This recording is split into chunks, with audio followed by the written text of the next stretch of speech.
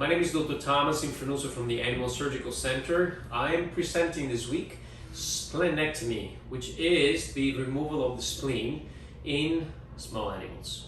And you can do it in people as well, but we're going to be focusing on animals. So the splenectomy, the spleen has a function of filtering the blood, so it has a protective defensive mechanism.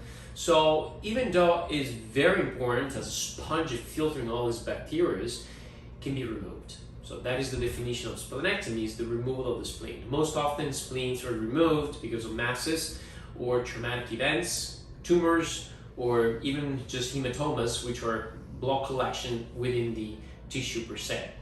So the splenectomy is done very routinely when we have patients that come in for splenic tumors, which basically means this mass associated with the spleen, and frequently they collapse, they're not feeling well, so they get an ultrasound that shows that there is a tumor on it. So what they do, they come in, we take them out, and I always tell clients, you cannot determine the nature of the tumor unless you biopsy. So I always tell them there's a 50-50 shot that we're dealing with a malignant process versus a benign process. And then the benign process is absolutely fine because they have a completely normal lifespan.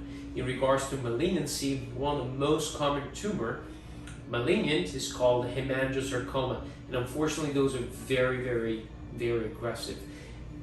And without chemotherapy, they're usually dead within 2 to 4 months. With chemotherapy, you can prolong it up to like 10 months. So I just wanted to give you a heads up. The prognosis is good if those tumors are benign. The prognosis is very bad. But my suggestion, the message is, we cannot decide prior to the pathology review of the tumor whether or not the patient should be euthanized. So please do not euthanize patients unless you know what a biopsy looks like. It was a pleasure. Please follow us on Instagram and Facebook.